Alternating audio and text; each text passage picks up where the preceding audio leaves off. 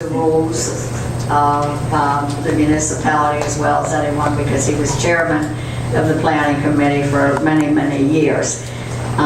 So just, I'll let you address to mayor and council, but before you do, I just had some statements that I was giving to the manager and to Chris tonight in regards to this.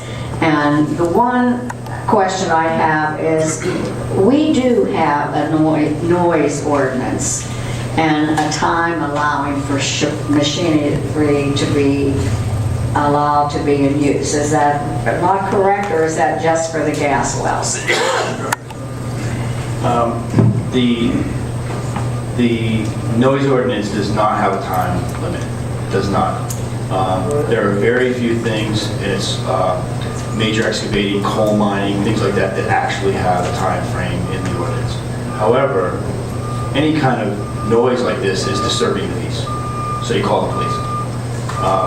So I could go further into what I've discovered today, but so the answer to your question is no, there's not a time limit on this. And this is also, this is not a gas well, it's a regulator station. Right. It's not dangerous, it's not, but I have more information for you when you're ready.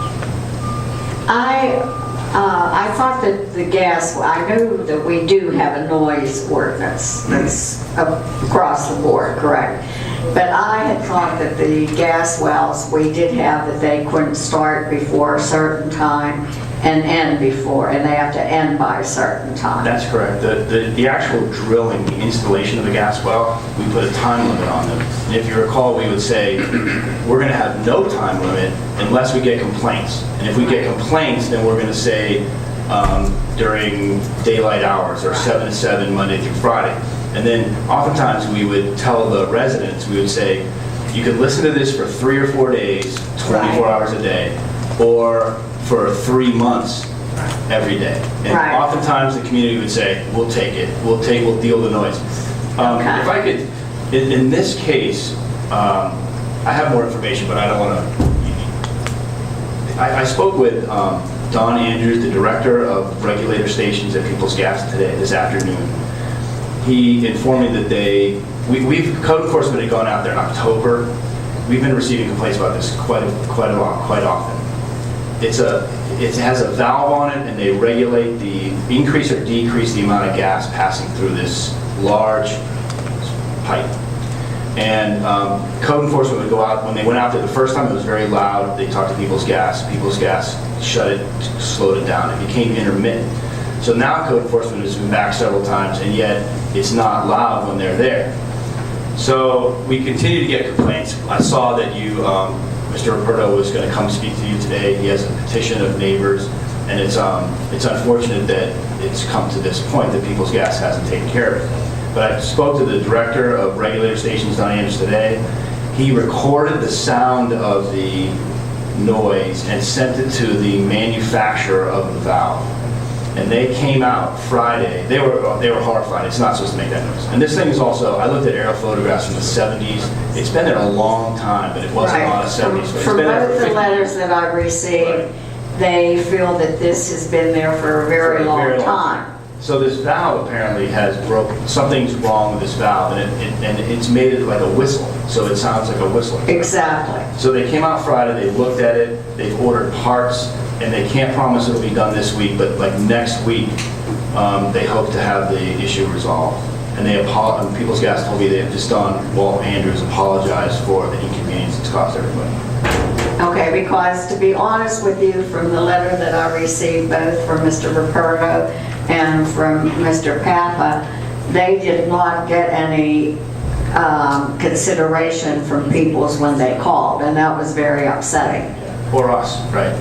Right, and also from our code, also didn't give them, it was like nobody even knew this station existed, you know. So you're going to tell Mr. Roberto that they came out on last Friday? No, last Friday, and I spoke to Mr. Roberto this morning and said, come to Mayor and Council, I understand his frustration, and I didn't have this information.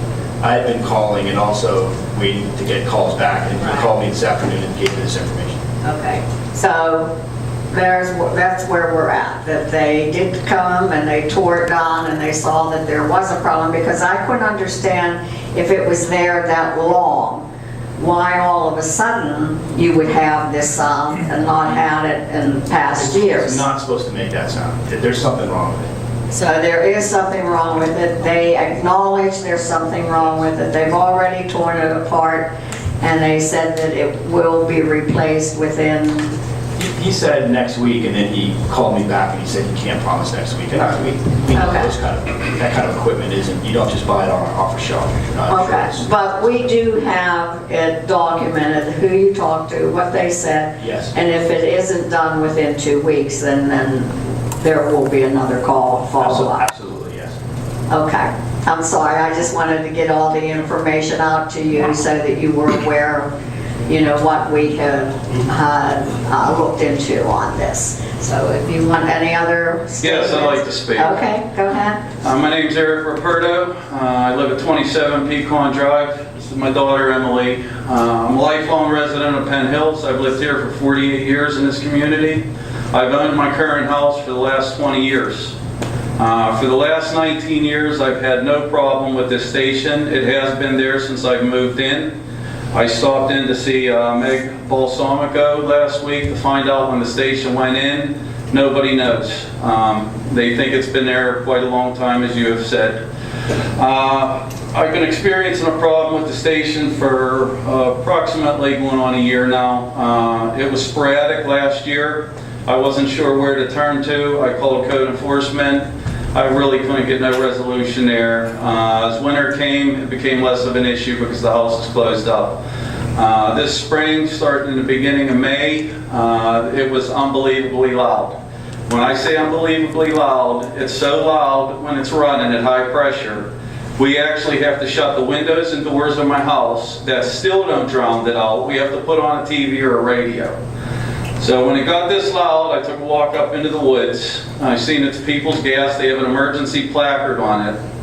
And I called People's Gas. I actually had to move approximately 200 feet away from the station just to talk on the cell phone. People's Gas don't even know where it's at.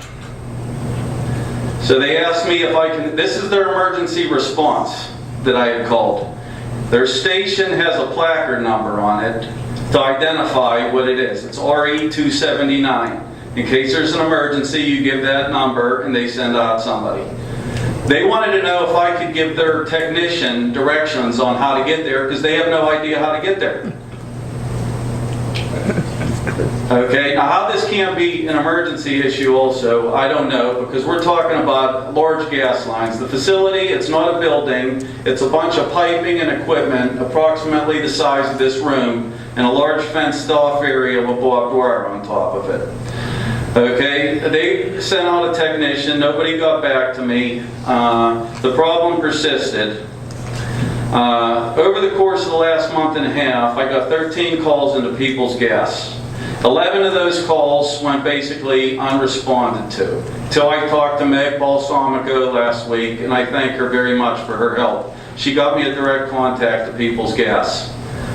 Not knowing whose department this is and getting no answers from People's, I'm not sure where to go with this.